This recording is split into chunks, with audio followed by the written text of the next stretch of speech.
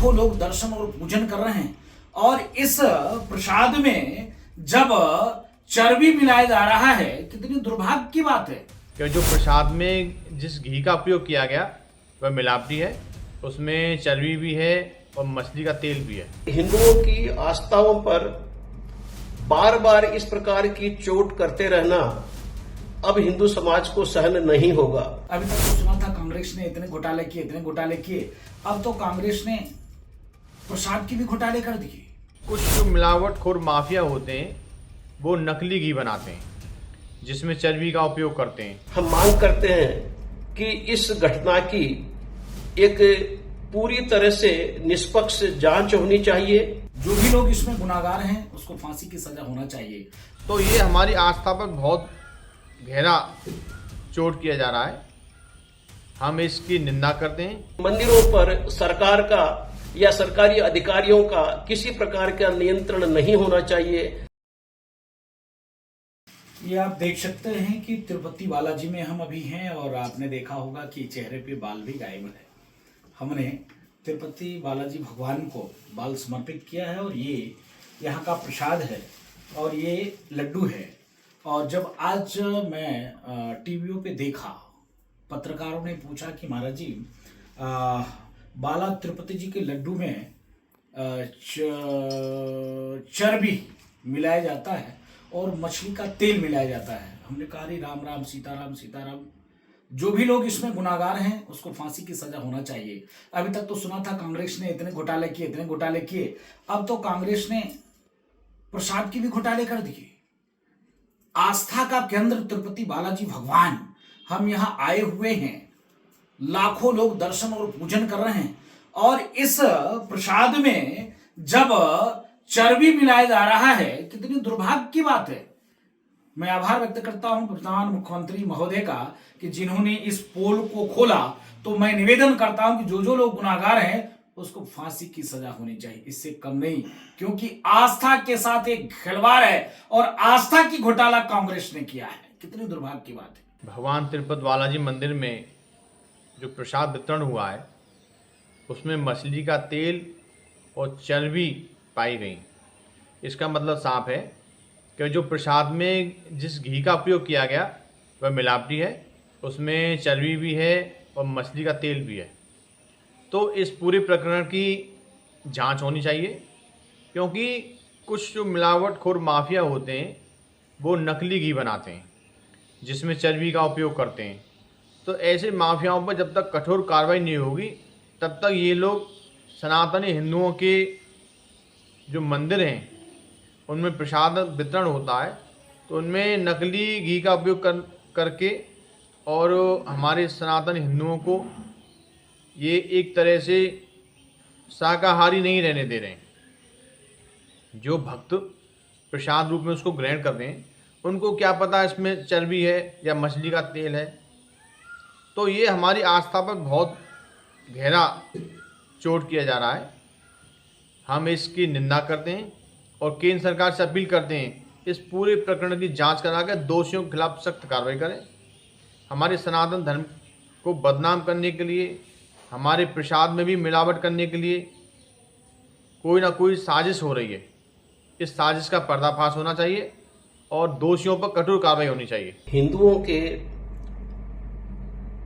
सबसे अधिक पवित्रतम और सबसे अधिक तीर्थयात्रियों द्वारा पूजित तीर्थस्थल तिरुपति के मंदिर में भक्तों को बांटे जाने वाले प्रसाद में जिस प्रकार से अपवित्र पदार्थों के शामिल करने की सूचना मिली है, पूरा हिंदू समाज इससे बड़ा व्यथित है, बहुत आहत है।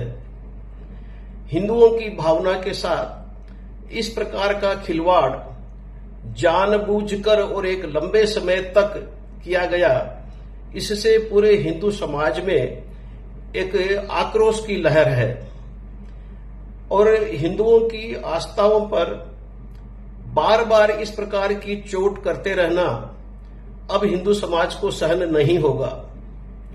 विश्व हिंदू परिषद यह पुरजोर मांग करती है कि भगवान तिरुपति के मंदिर के प्रसाद में जिस प्रकार की सूचनाएं आ रही हैं कि उसमें विभिन्न जानवरों का मांस सम्मिलित किया जाता था, यह बहुत ही घृणित कार्य है और असहनीय है।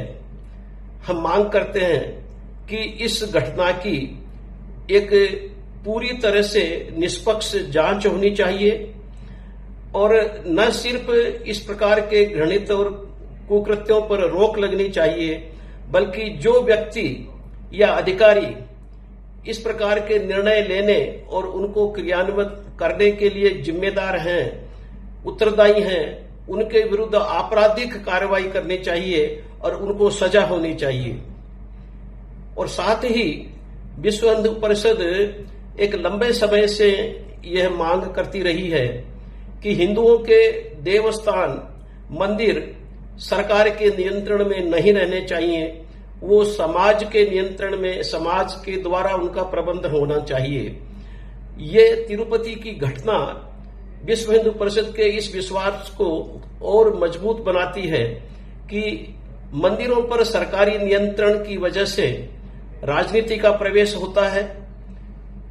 अहिंदू अधिकारियों की वहां नियुक्ति होने से प्रसाद में इस प्रकार की अपवित्रता जानबूझकर लगाई जाती है और इसलिए हम एक बार पुनः मांग करते हैं कि हिंदू पूजा स्थान, मंदिर, देवालय समस्त सरकारी नियंत्रण से मुक्त होने चाहिए और हिंदू समाज को उनका नियंत्रण और उनका प्रबंधन सौंप देना चाहिए।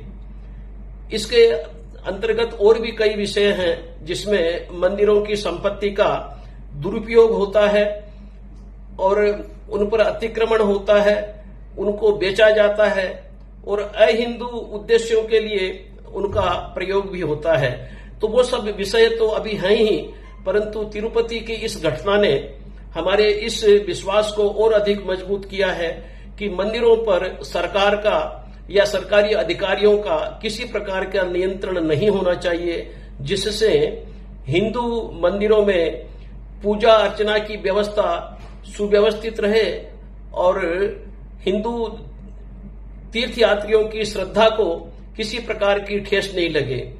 और हमें विश्वास है कि इस विषय की गंभीरता को देखते हुए आंध्र प्रदेश की राज्य सरकार और भारत के केंद्र सरकार दोनों इस विषय को गंभीरता से लेंगे और लेकर इस पर एक उचित प्रकार की जांच करके और अधिकारियों को दंडित करने का पूरा प्रयास करेंगे और साथ ही इस घटना पर या इस प्रकार की अन्य घटनाओं पर अन्य देवालयों में ये सुनिश्चित करें जो अभी भी सरकार के नियंत्रण में है कि पूजा या प्रसाद में किसी भी प्रकार की अपवित्रता नहीं आने पाए। धन्यवाद।